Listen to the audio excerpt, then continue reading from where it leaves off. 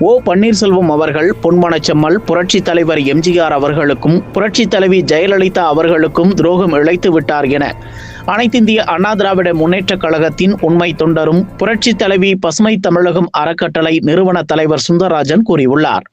ஆரம்ப காலத்திலேயே அனைத்திந்திய அண்ணா திராவிட முன்னேற்றக் கழகத்தில் தன்னை இணைத்துக் கொண்ட சுந்தரராஜன் அவர்கள் மறைந்த புரட்சித் தலைவர் புரட்சி தலைவி இருவருக்கும் இன்று வரை உண்மை தொண்டனாகவே வாழ்ந்து கழகத்திற்கு நற்பணிகள் பல ஆற்றி வருகிறார்.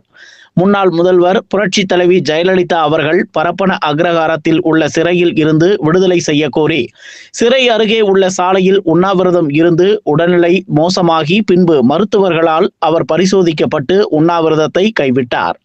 நேற்று முன்னாள் முதல்வர் ஓ பன்னீர்செல்வம் அவர்கள் திராவிட முன்னேற்ற கழகத்தில் சேர்ந்தது குறித்து புரட்சி தலைவி பசுமை தமிழகம் அறக்கட்டளை நிறுவன தலைவர் சுந்தரராஜன் கூறுகையில், ஓ பன்னீர்செல்வம் அவர்கள் புரட்சி தலைவி அம்மா அவர்கள் அவருக்கு செய்த நன்மையை நினைத்திருந்தால் திமுகவில் இணைந்திருக்க மாட்டார். எனவே அவர் புரட்சி தலைவர் பொன்மனச்செம்மல் எம்ஜிஆர் அவர்களுக்கும் புரட்சி தலைவி அம்மா ஜெயலலிதா அவர்களுக்கும் பெரும் துரோகம் இழைத்து விட்டார் என கூறினார்.